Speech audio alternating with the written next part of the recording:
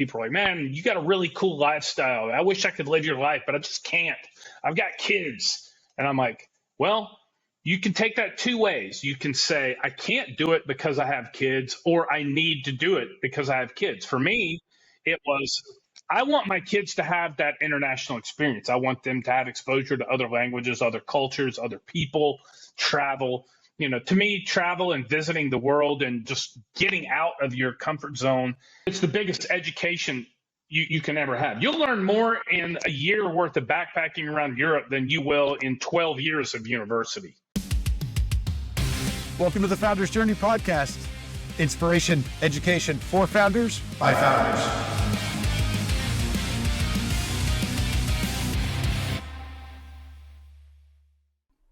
Welcome back to Founders Journey podcast. This is going to be a super fun one today, Peter, with our guest here who will introduce in 1 second. Good to be back. Good to have you back. Yeah, thanks. I'm really excited because we actually, one of our guests is a nomadic entrepreneur, and he shared some of what he's doing, and he's always in new places, and we're always jealous. That's right. That's right. Well, so that was Max Walker you're talking about. This is Bobby Casey, who's our guest today. That's actually going to talk to us about how to do that, why that's important. So Bobby Casey's our guest, managing partner of Global Wealth Protection. So he helps companies or clients around the world really internationalize their assets, take advantage of investment opportunities. A lifelong entrepreneur, investor, student. He's a big believer, as you are going to hear today, around privacy and freedom and things like that. So this is going to be a really interesting podcast today. I've known Bobby for going back a couple decades now. We were trying to think about it before we started recording. So Bobby Casey, welcome to the podcast. All right, Greg, Peter, thanks for having me. Glad to be here. Yeah, well, this is going to be fun. So today you're actually coming from North Carolina, but I mean, at any given day, I've known Bobby for a while. I follow Bobby's newsletter, which we'll plug at the end. If you aren't following it, you really should be, and following him on social media and stuff like that as well. He has lived all over the world, routinely lives all over the world. And we're talking about nomadic entrepreneurship today. There's no better example than Bobby of this. So Bobby, let's get it started like this. I mean, what really got you started down this path of, we're calling it nomadic entrepreneurship, but it's way more than that. So, I mean, what really got you down this path of really kind of this sort of freedom mindset for entrepreneurs? Well, freedom mindset, I mean, I would have to say that was since childhood, I despised from the earliest ages of my childhood. I despised any type of restrictions, any type of authority figures. I just don't tell me what to do, And as a child, super rebellious as a kid, as I'm sure my parents and siblings would probably attest to, but just absolutely despised any type of authority. I went down that path even deeper and deeper, and I mean, you know the term confirmation bias, right?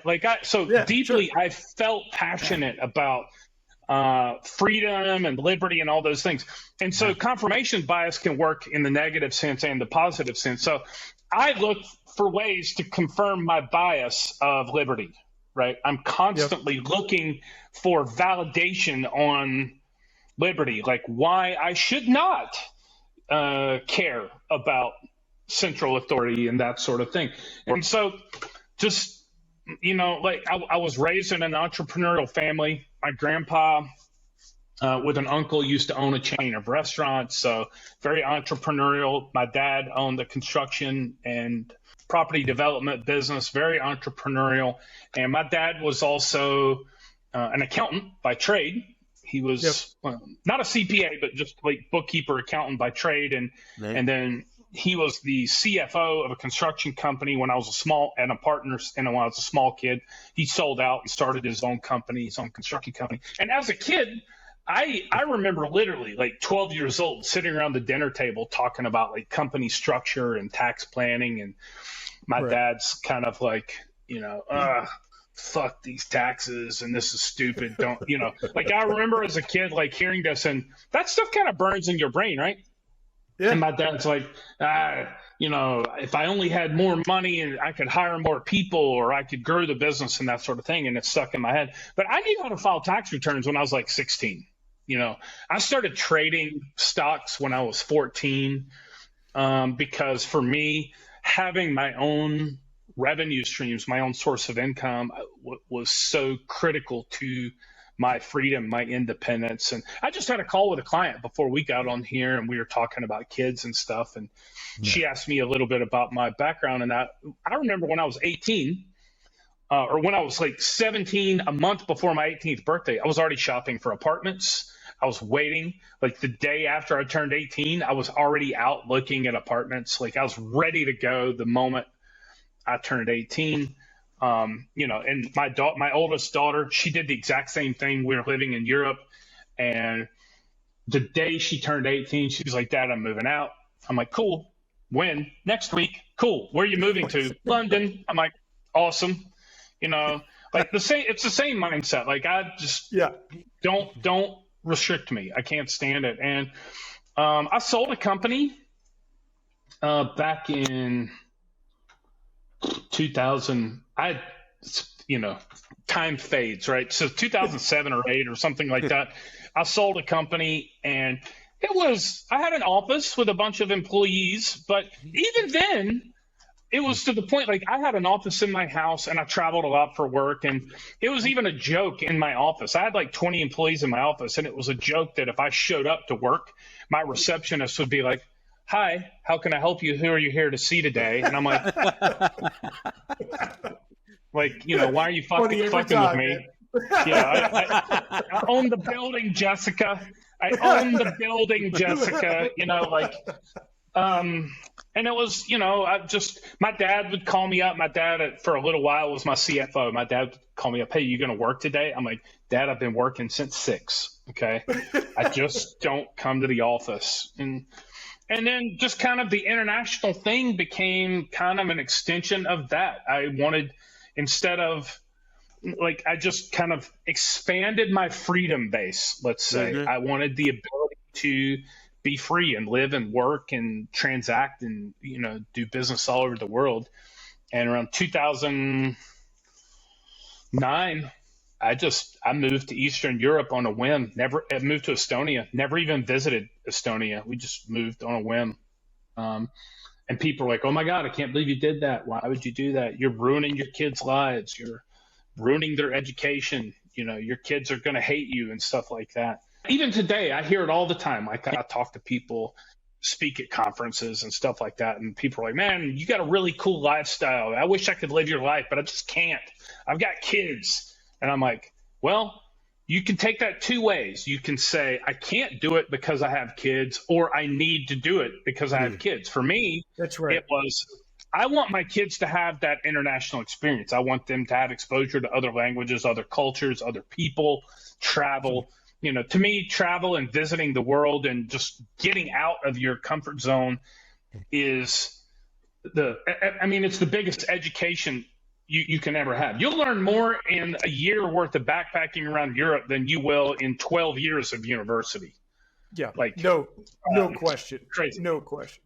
So you go down this path, right, Bob? I mean, you kind of, and I remember, when you made that transition and you go down this path, you move your family over to Estonia, and then, excuse me, that really becomes the impetus for what you started to build at Global Wealth Protection, right? I mean, it was the lifestyle move that came first, then the business came after that as an extension almost of the lifestyle. Am I sort of saying that correctly?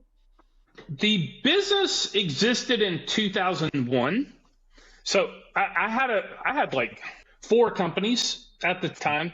I had my installation company, I owned a restaurant, I had a real estate development company, and then I started doing the asset protection consulting for clients. And so Global Wealth Protection started as more just about asset protection and privacy. Right. And then like every other business, right? We evolve, we add products, features, functions, services. You go down the path of what your clients want. And the clients you like, right?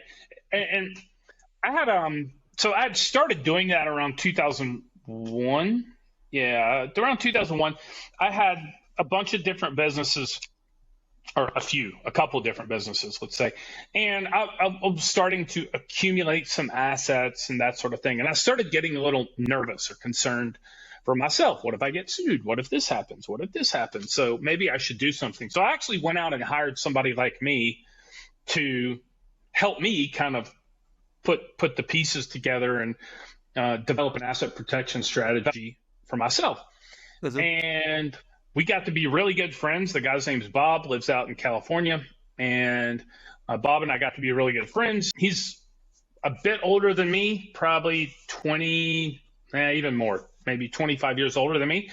And I really enjoyed that process of working with him. And basically all of my all my friends were entrepreneurs. I didn't have friends with jobs. Like if I had friends with jobs, they were like, like traveling sales people or something like that. They were not 8 to 5 kind of people. I just didn't have 8 to 5 friends because, hey, Greg, you want to go ride motorcycles on Thursday afternoon? 8 to 5ers can't go ride motorcycles on Thursday afternoon, right? Yep. Or how about let's jump on a plane and go skiing in Colorado. Are you free tomorrow morning? 8 to 5ers can't do stuff like that. So all my friends were entrepreneurs, and I went to Bob, let's call him my mentor at this point. I went to Bob and said, hey, I got a bunch of friends that are all entrepreneurs.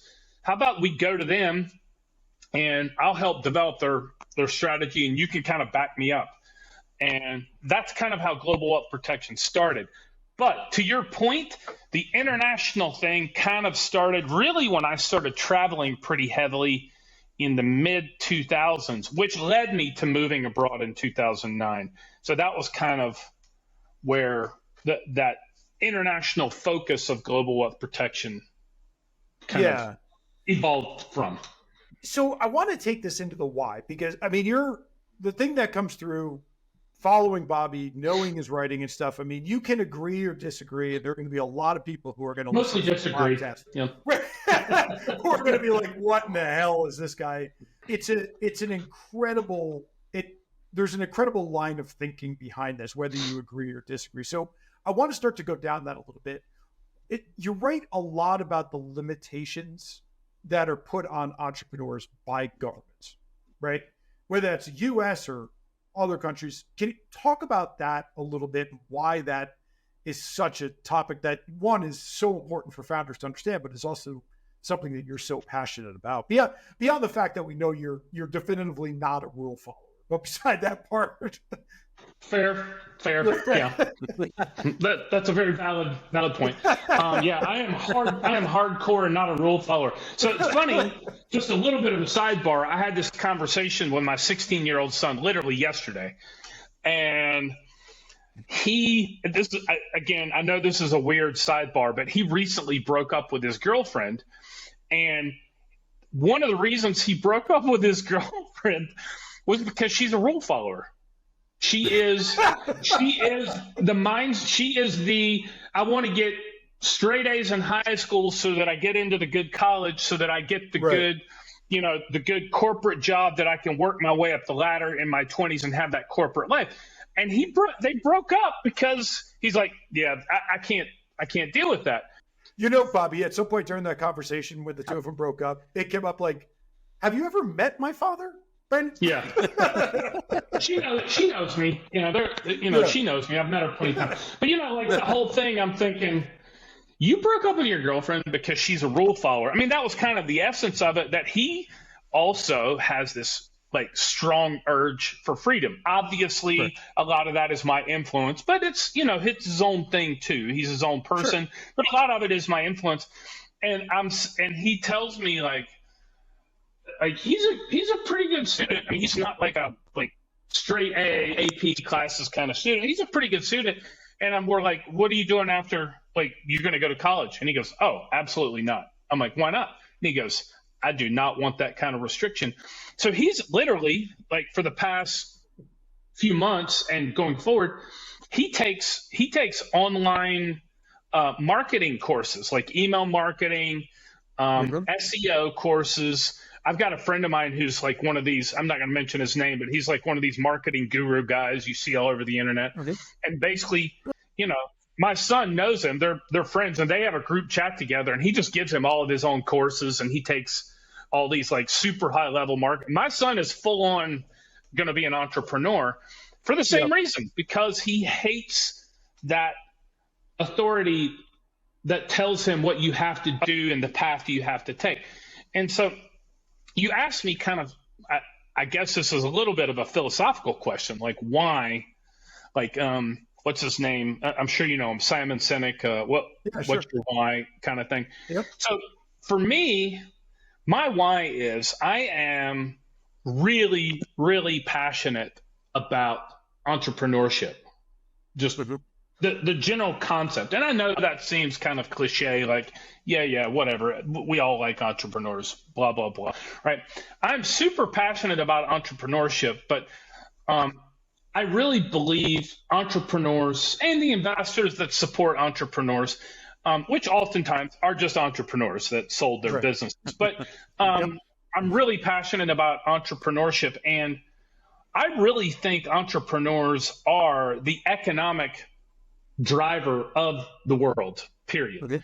They hiring people, they provide jobs. Entrepreneurs are on the forefront of technology with technological advancements.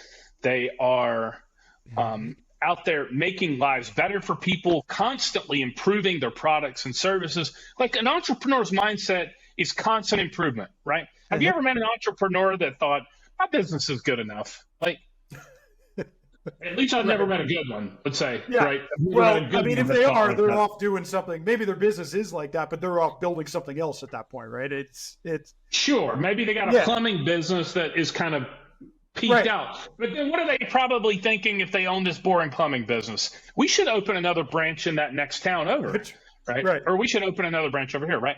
So entrepreneurs are constantly thinking about how to improve the product, how to improve their service, how to be more efficient. It's all about improvement. And to me, the more money that entrepreneurs get to keep in their pocket, the better the world gets in general. Okay? The flip side to that is the worst allocator of capital on the face of the planet in the history of humanity, bar none, is government. The absolute worst allocator of capital that has ever existed, ever in the history of humanity, is government. There is no more wasteful organization on the planet than a government organization. And you can say, well, no, I'm Swedish. My government's really good. No, it's not. It might be better than another government, but it's still terrible fundamentally. And so in my view, what I try to do through helping people internationalize their business with proper company structure, tax optimization, and asset protection planning is I try to help that entrepreneur keep as much money in their pocket that they, through their own efforts, have produced. Because, I mean, Greg, I might think you're a great guy and I want you to keep as much of your own money in your pocket as you possibly can. And maybe I do that because I like you, but my why is not because I like you. My why is because you make the world a better place in your small way. And if enough of us in our small way make the world a better place, the world in generally gets better. And that driver of growth and improvement happens at the entrepreneur level. It does not happen at the government level. Hands down, it does not happen at the government level. Now, of course, I'm pragmatic. I don't want you in an orange jumpsuit, so that doesn't help. That doesn't help you or anybody else. So we have to, kind of follow the guidelines and find the right loopholes.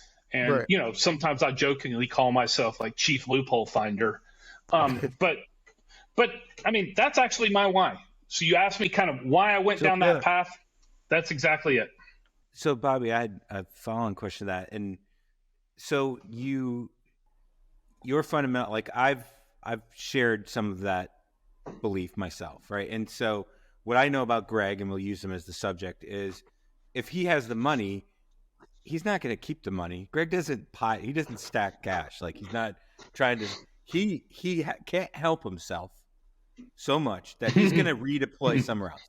And it's not like Absolutely. it's going to stay in his pocket, because he's going to go, well, now I can do this and this, all those things that he was trying not to do to control himself to get to where he had some positive outcome. And then that would be my argument. But other people like have argued with me to say, hey, yeah, but then they have all the cash and they have all the money and they're not going to use it and they're going to keep it. What do you say to that? I mean, because your why is supporting an optimistic approach, which I agree with, of an entrepreneur, that they just can't help themselves. They're going to keep going and doing stuff and redeploying and redistributing and putting and becoming the investor, right? Enabling the next one and doing that. What do you think about that? Filters or no filters? Nah, no filters, man. Go. No, I just want to hear what you say. I'm really interested. Yeah. So the answer to that is, if I understand your question correctly, Peter, is the argument is Greg's just going to keep getting richer and richer and have more and more money, and he's just sitting on this hoard of cash like Scrooge McDuck from the cartoons, right? That's the counter to what I know about Greg. Right. Yeah. And so my answer to that counter is, you're fucking stupid. Like, that is the stupidest fucking thing I have ever fucking heard in my entire life. That is idiotic that a growth-minded, driven entrepreneur is going to sit on a pile of fucking gold coins like Scrooge McDuck from the cartoons. That's idiotic. Right. You hear this argument like, Elon Musk has $100 billion. What will he ever do? He can never spend $100 billion. That is the dumbest thing anybody can say. Honestly, is Elon Musk like going out buying Lamborghinis every 5 minutes? Because he literally would have to buy a Lamborghini like every 5 minutes to come anywhere remotely close to spending his money. Is that what he does? No. He is a driven, again, you can agree or disagree with Elon Musk, whatever, but he is a driven, brilliant mind who has changed the world, period. Right? Yep. I mean, you could use Bill Gates too. I mean, Bill Gates is the same guy. He stacked, he had so much money and he was successful, But he's not stacking cash. Bill Gates is not stacking cash. He's not sitting on a pile of gold. He's got his foundation, the Bill and Melinda Gates Foundation, where they are, you can argue with what they do with that money, right? But he's doing something with it, and that money does filter out. It's like, I'm sure Greg doesn't have a $12 million Bank of America checking account balance, right? He's probably like most entrepreneurs, he's probably got like a $700 Bank of America checking account balance. Well, it's such a fundamental misunderstanding of what an entrepreneur is, right? I mean, that's the thing. Because the funny part about Peter, what you were saying is like, you can't stop them. Serial entrepreneurs, you can't stop yourself, right?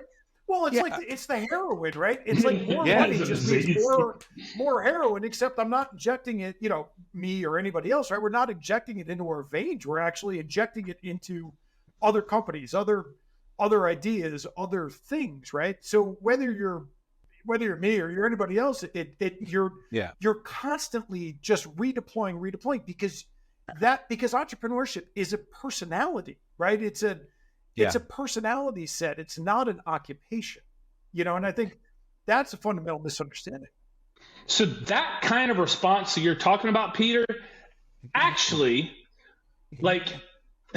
it actually answers the question in itself. The entrepreneur actually doesn't sit on the cash, right? Like Greg said, the entrepreneur grows the business, hires more people, hires a couple of developers, hires like some software developers to make his product better, make his service better. He hires some employees, gives them more jobs, grows the business. And even the entrepreneurs that say, you know what? Screw this. I want to plateau and just make some cash for a while. Yeah. Guess what he does? He's the guy that goes out and buys the cars and the houses. Yeah. And now he's consuming. And on the flip side, he's consuming, which also injects money back into the economy. Yeah. Entrepreneurs do not sit on cash. Entrepreneurs invest it or spend it. Period. And they spend it like crazy. I Like bet Elon Musk probably has like $700 in his Bank of America checking account. Like he probably has no. If you read his biography, I don't know if you guys read his biography. Yeah. But yeah, if you read his biography, like when he sold out PayPal, or he sold out his interest in what was it? X, right? X.com. When he sold out his interest, he was basically living on people's couches because he didn't have enough cash to even pay for his own house. Yeah. And people were thinking that was when he exited PayPal. Yeah. Yeah. And he had like $1 billion, right? But he didn't have $1 billion in cash. He had $1 billion redeployed immediately into different ventures. Right. So the mindset that entrepreneurs just sit around and hoard is idiotic, because actually what they continue to do is to grow the economy and make the world a better place. The more they make, the better the world gets. Yep. And I think that's the end result. It's such a huge concept too, Bobby. I mean, look, I'm 100% with you on this, right? And it's such a huge concept, especially in other parts of the world, right, where you really see the dramatic impact that entrepreneurship has. I mean, the most effed up countries where it's just like the governments are just so corrupt and so horrid and so authoritarian and all this stuff. But you look at the impact that entrepreneurship has in those economies on lifting people out of that. I mean, it's the ultimate kind of revolutionary act, right? And I think that's where you really start to see the power of this. You don't want to glorious. Look at Argentina. Look at Argentina. Great. I'm not even sure I'm pronouncing his name right. The Malay, or something like that. I'm probably not pronouncing it right. But then I don't know if you saw this, but they just announced he deregulated the housing market, because in Argentina they had like rent caps and all this stuff in the housing market. He deregulated it immediately. Like as soon as that was one of the first things he did, is deregulated it, got the government out of the way of the housing market. And within his first couple of months in office, housing prices are down 20%. You've got all this new investment into construction now happening just by getting government out of the way and allowing entrepreneurs to do what they do best. And investors, entrepreneurs and investors, kind of hand in hand. Yeah. To your point, come on, give me. You can do better than this, Peter. Though, give me a big pushback on why I believe entrepreneurs. Come on, give me at least my roads argument. At least give me the my roads argument. Well, unfortunately, I'm going to agree with you a little bit, but definitely the economic value of growth has a big impact, and we've had other people talk about that. And in third world countries, if you're giving money to them, it doesn't create as much value as creating some way to get repeatable economic value, and something that is profitable can create more change by having something that's sustainable through this profit-driven model, right?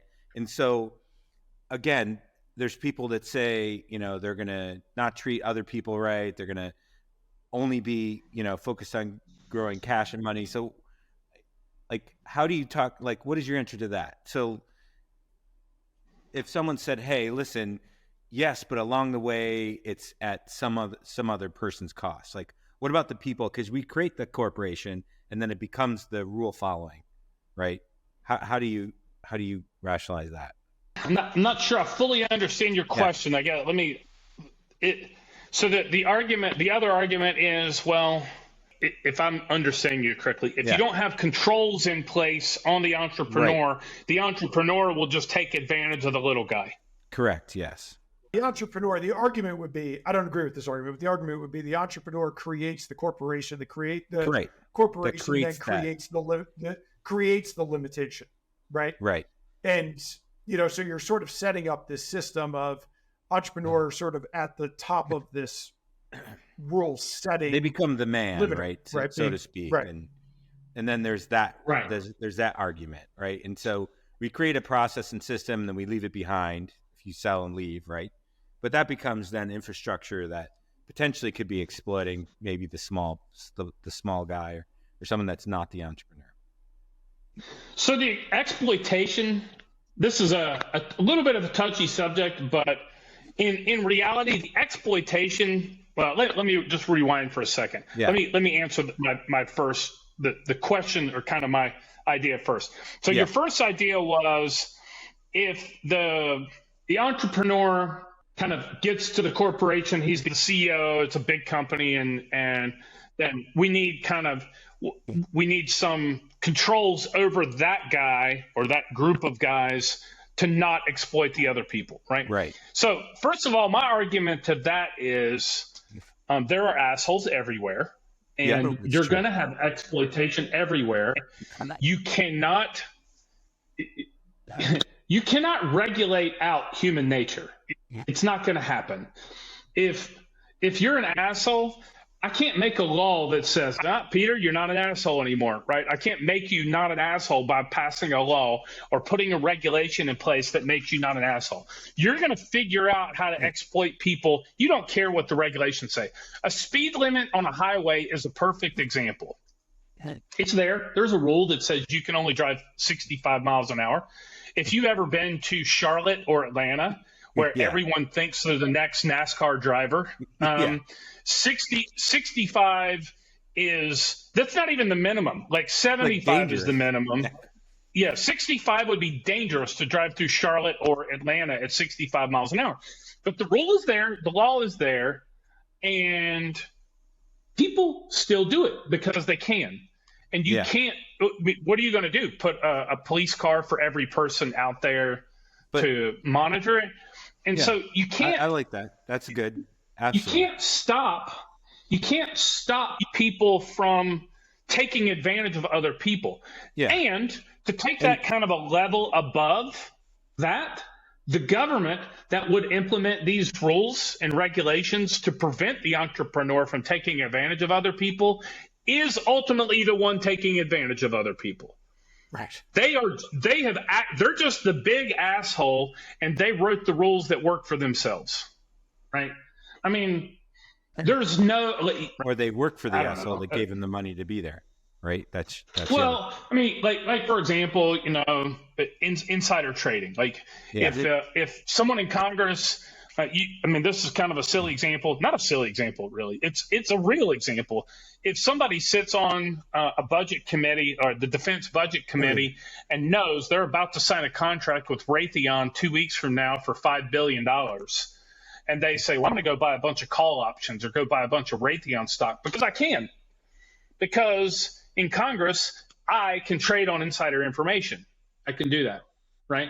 So you say, we don't want the entrepreneur to take advantage of people, but that's exactly what the government, people do. That is precisely what they do. So what I'm saying is you're going to have assholes everywhere, whether we have the government controls in place or not. The difference is government controls cost money, and we have, as entrepreneurs, pay tax. Basically, we pay them to be assholes to us, is another way of putting it. And all that does is throw sand in the wheels of progress, because now we have less capital to go out and hire people and improve our products and services and that sort of thing. So I would argue that the world doesn't get perfect. The world's not going to be perfect any way you look at it. Mm-hmm. Regulations doesn't make it perfect. It just means you have another set of assholes telling you what to do. Right. And so to your point before, like, you have everyone, I've been there and been through Georgia too, and we're all going 90 or 85, 90, and then there's someone going 120, and that maybe is the real asshole, and hopefully he gets pulled over, right? He's the situational asshole. So to your point, we call that, like, a buddy of mine. We go have coffee whenever I'm in town, and we'll go to this like little coffee shop, and there's a lot of younger, attractive females around, and we always call when the new girl walks in, we're like, new situational 10 in place.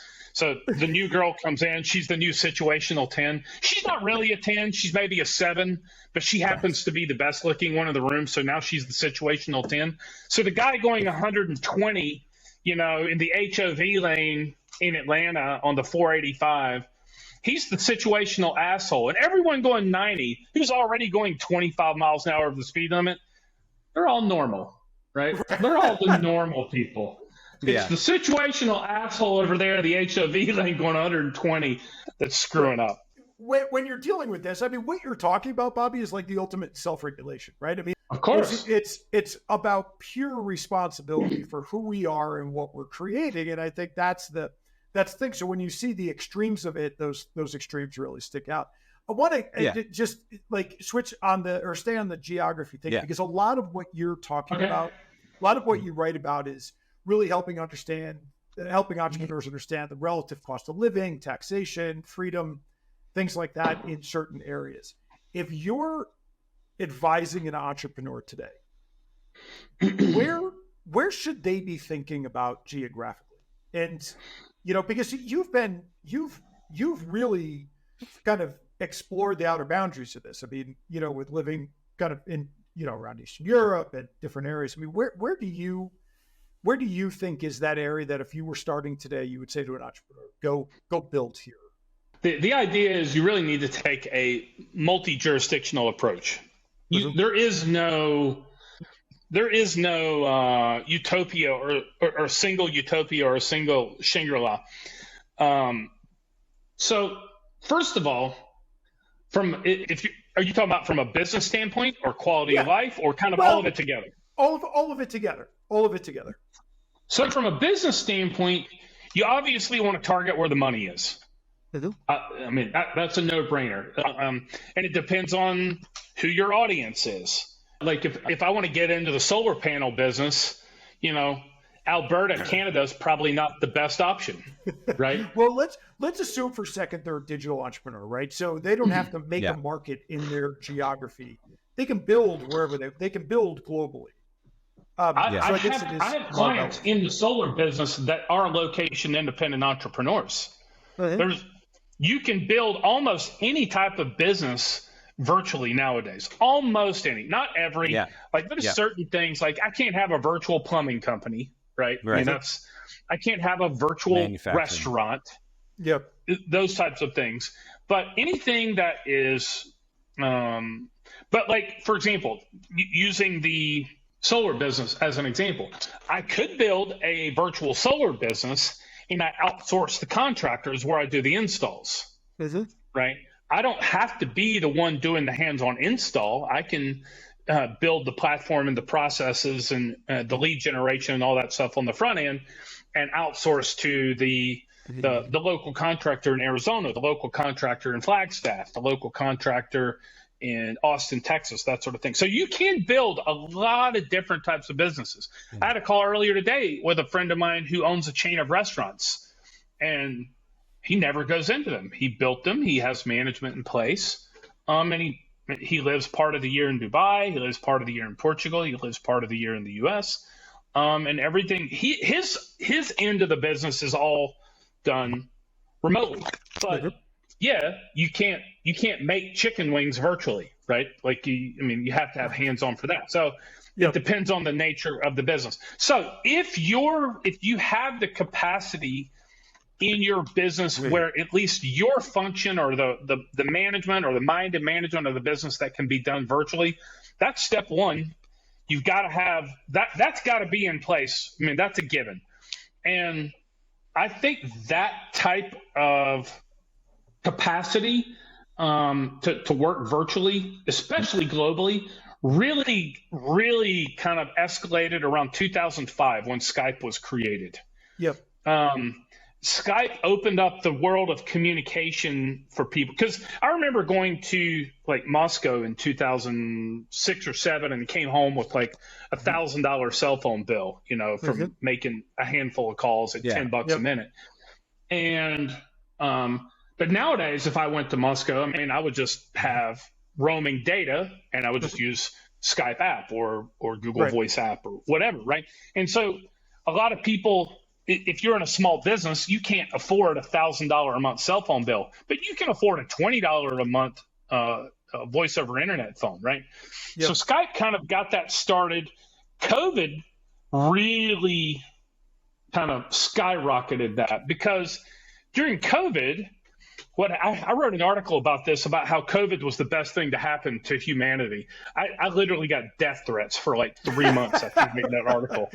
No shit. I wrote an article about how COVID was the best thing to happen for humanity. And people, I don't even think they read the article. They just saw the headline and, probably mailing me anthrax and pipe bombs. Luckily, I'm really good about privacy and nobody actually knows where I live. So I wrote that article because COVID kind of exposed the ability for even large companies to have their entire workforce work remotely. Okay. I mean, you got even General Motors sent all their office staff home, 40 or 50,000 people now work remotely for one of the oldest industrial stalwarts in the world. They're like, nope, you 50,000 people go home, right? And COVID was kind of like the trigger point that says we have to send you home because, no one wants to get the fake flu, right? No one wants to get COVIDs. Sorry, I know I love pushing that button, but fuck it, why not? No one wants to get COVID, so they sent everybody home. But then companies started being like, "Oh, that's kind of nice, not paying rent," And then they're like, "Wait a second, people actually work better when they work from home. They're actually a bit more. Most people, if they like their jobs, they're good at their job, and they're engaged in their career, will be more productive at home. If they're just shitty people, they won't work at home, right? They just don't. But that also forces you to either be better at your job or lose your job too, right? It kind of forces improvement in the workforce. And basically now everyone has the capacity to work remotely. So if you all the technology tools are in place now that most businesses can either go completely remote or at least a big chunk of it.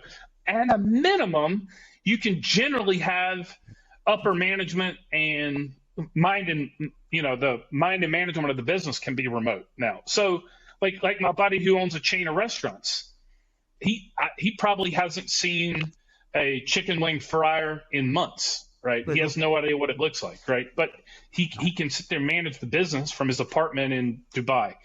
So first and foremost, make sure you have the tech stack in place that you can do everything remotely.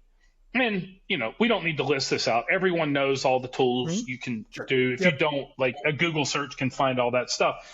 And then beyond that, so going back to my original point, you need to know where you're going to make your money, because a lot of that has to do maybe with the structure of the business. Like, for example, if you're on e-commerce in Europe, then we need to structure the company somewhere in the European Union because it makes it easier for you to import goods and get VAT registered and stuff like that. If you're going to sell in North America, it's probably better to have a U.S. company. If you want to open a hotel in Mexico, there's some complicated structuring things you can do there. So it kind of depends on the nature of the business. But if you have that capacity to run remotely, then ultimately it comes down to your connection and your lifestyle on how you work.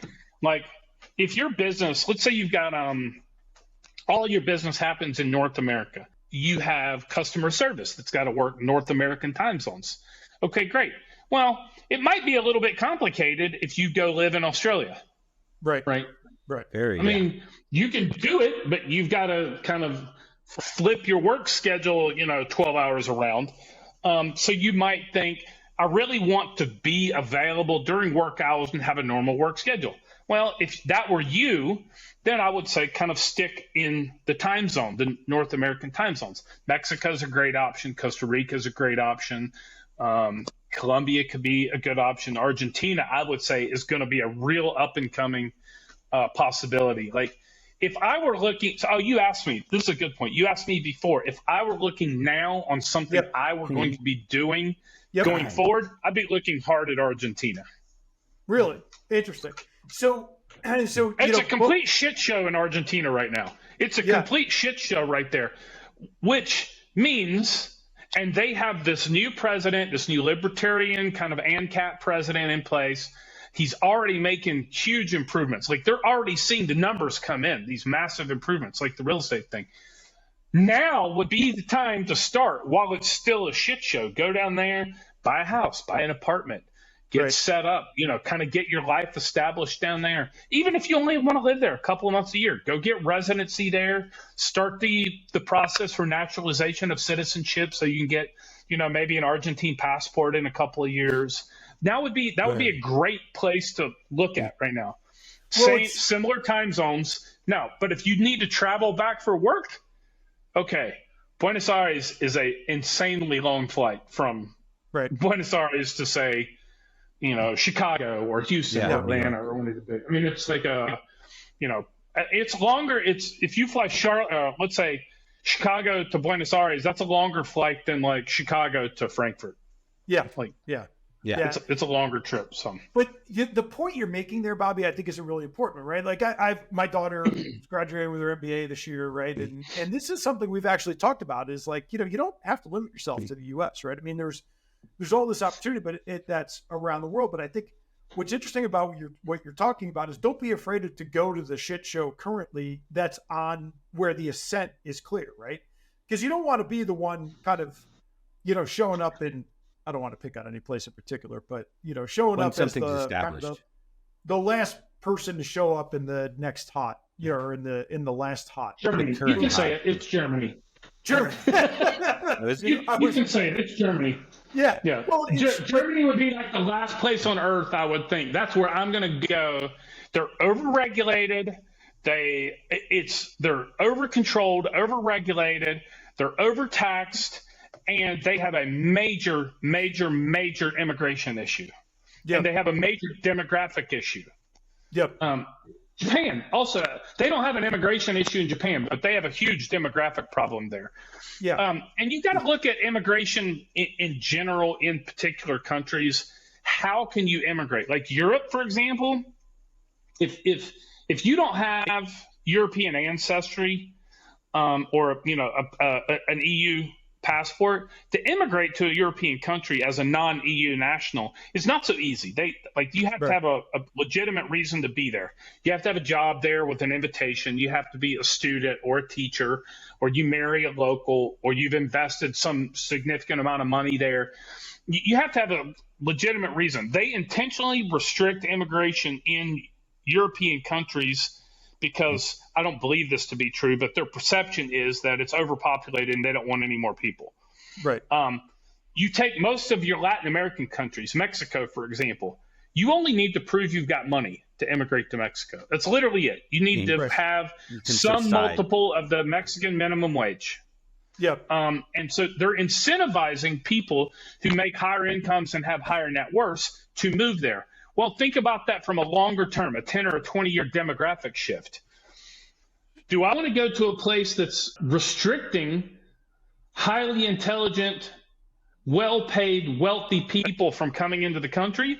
Or do I want to go to a place that's actually trying to attract me as a highly educated, well-paid, higher net worth individual? I'd rather go in the direction of the flow, right? Yeah. So Mexico, people are like, oh my God, Mexico's so dangerous. Well, it's only dangerous if you watch the news. Yep. It's crazy. It is. I mean, it is one of those things. I think with any one of these countries, right? If you watch the news, you start to. This is why traveling is so important, right? I mean, you watch the news, you start to get this concept of what's happening around the world, and you go land in these places, and suddenly you realize this is nothing. This is just like home. I was in Salvador, Brazil in December. I was in Salvador, Brazil. And I think Salvador is listed as the 4th most dangerous city in the world. I mean, if you look at the top 20 most dangerous cities in the world, 12 of them are in Brazil. Right. And I was in Salvador, which I think on that list is number 4. Yeah. And it's a pretty big city, 4 million people. And I didn't feel like Right. any issues. I didn't like there was no problems whatsoever. I walked around at night. I mean, don't get me wrong, it's not a place I'd really want to live. I didn't like Salvador that much. It's not like Uh, an ideal place. But the Right. perception is it's super dangerous. Now, maybe I got lucky. I stayed in the part of town that was safe. I don't know, but also if you're as a non-Brazilian person going to Brazil, I'm probably going to stay in the higher populated areas anyway, like the nicer parts of town, the touristy sections. yeah. I would do that no matter what. Like I'm not. I go to Mexico City. I don't go to the bad part of town. Yeah, Right. You came to Denver's. Denver. I would take you downtown, and you're not. There's places we're not going to go together, right? I mean, it's just, we're not going to go, and because it would be dumb. That's a right? pity too. Denver downtown used to be really nice. Yeah, I know. There's still some really great parts of it, but Yeah. but it is definitely one of the drivers of our sort of spending so much more time in Montana these days. So we're coming up on time here, but want to kind of start to wrap this up a little bit. Are Sure. there drawbacks, Bobby, to this approach? Like, I mean, there's I Like think the because lifestyle. the lifestyle. I mean, because there's so much. Look, I resonate so much with what you're talking about. One, I mean, for a lot of different reasons, because of your sort of belief on, what entrepreneurship and the freedom that it can instill, but also that you are not limited by borders. You are not limited. Like these are self-imposed limitations. But are there drawbacks for I mean, an entrepreneur? I don't want to call it drawbacks. You definitely make compromises on Trade-offs, certain right? things. More I mean, I trade-offs. could tell you, but you're going to make trade-offs no matter what. You have Yeah. to decide which trade-off do I value A or B? Which one is Yeah. is my preferred value? And that's I can't really say are there drawbacks because I mean that's up to the individual and their own internal value systems. Like I can tell you my lifestyle. I've been doing this for many years, living in 2, 3, 4 countries a year. I mean, in the past year, I've probably traveled to, I don't know, maybe a dozen or so countries. I've lived like actually lived like with a home base in 3 countries. How I've would had you 3 define home live? bases now for a few years. What would you? I either own the property or have a long-term lease Okay, in gotcha. the place. Like if I go Like, we're gonna be rent here an for a apartment, like in Salvador. When I was in Salvador, I rented an apartment, a nice apartment, but I rented on Airbnb. I didn't live Right, in Salvador. It was a temporary. short-term kind of Yeah. Airbnb. But if I went to Salvador and got like a 6-month lease, or I went to Buenos Aires and got a 6-month lease, I consider that living there. Okay. Yeah. If I get residency, like if I actually immigrate there and like legally immigrate there and become a legal resident there, that's definitely living there. I mean, in my lifetime, I have lived in like actually legally immigrated, I don't know, 10, 12 countries at least. Yep. But I've traveled to probably 80-ish Yeah. countries in that ballpark. But I've lived in like 10 or 12. And I would say right now I live in 3. I have a long-term lease in my place in Mexico, and we're actually going to give that up this year because we want to slow down traveling, and we're going to go down to only 2 home bases in 2 countries. And what we'll probably end up doing, knowing us, we'll probably not have 3 home bases, but then we'll just end up traveling more and having Random. more like 1-month trips. Yeah. Yeah, we'll end up going to like Argentina for a month with an Airbnb, which I wouldn't consider that living there because Yeah. I'm in a short-term apartment for 1 month. We'll do stuff like that most likely. But as far as quality of life, I love it.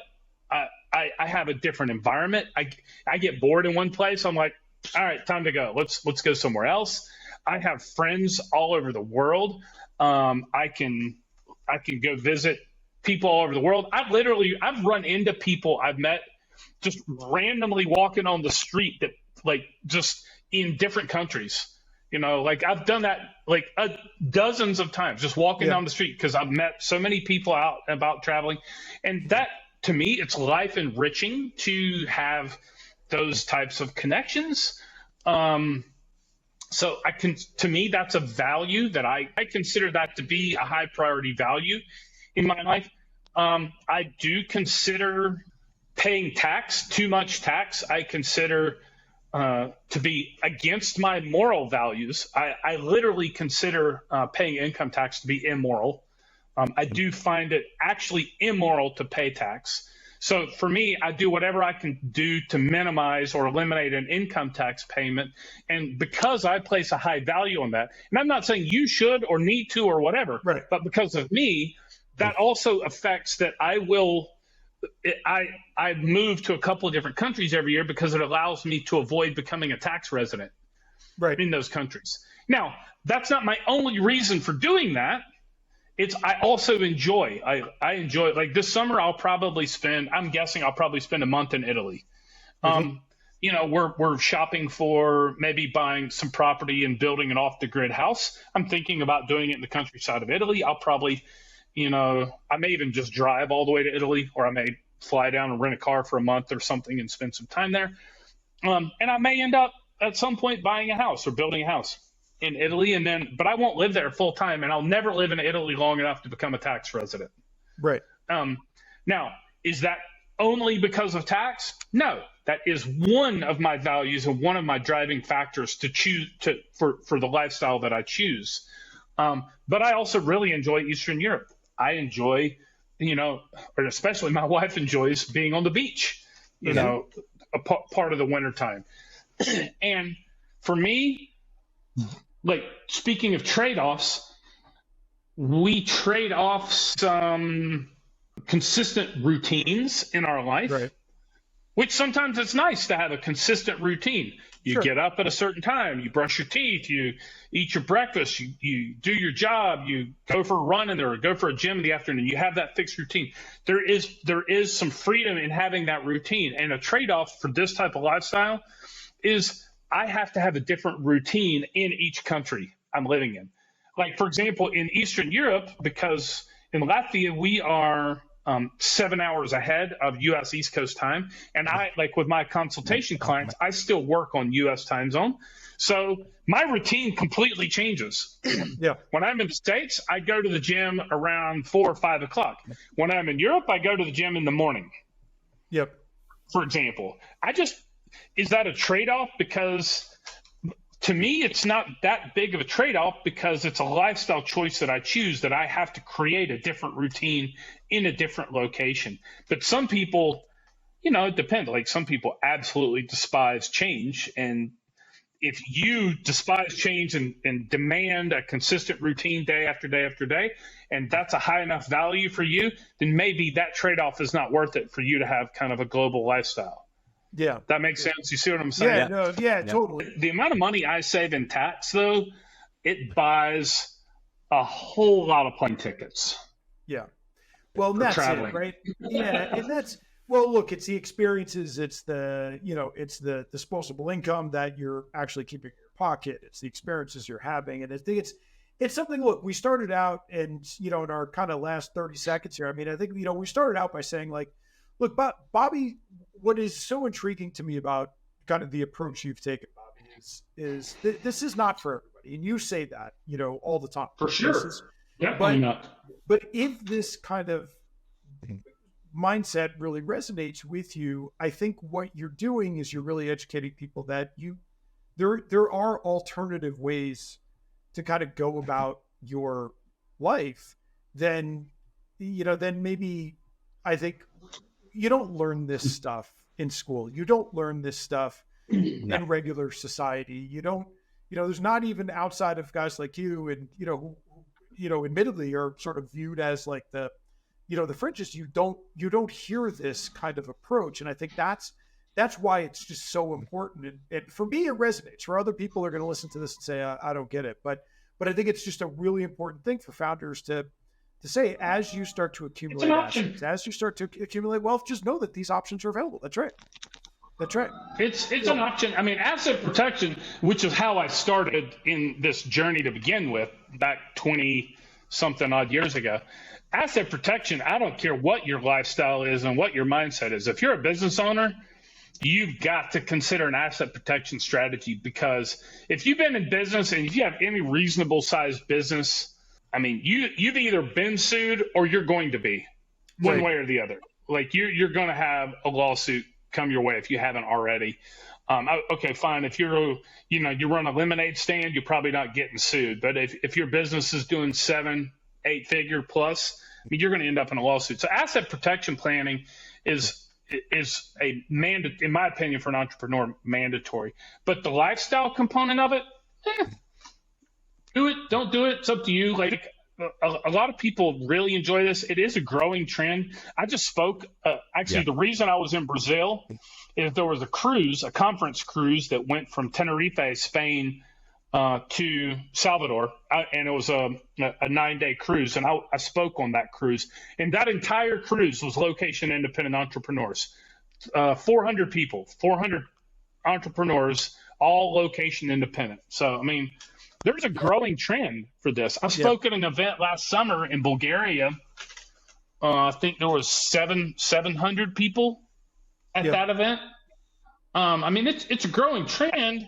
And like we discussed, COVID kind of exposed that ability to be location independent. Now, whether you choose it or not, so the term you've probably heard, a lot of people's heard, is digital nomad. Yeah. And there is a wide range of digital nomads. Like there's on the extreme scale, there are, I have, a guy I know, a guy named Chris, who his deal is his goal is to visit every single country and geographical territory on Earth. And he's been to like 200 plus countries and territories. To me, that's the far extreme. Like you've got you're doing it just for the sake of doing it, to travel just for the sake of traveling. Yep. And there's nothing wrong with that. That's his goal. That's what he wants to do. He wants to tick that box that he's been to every place.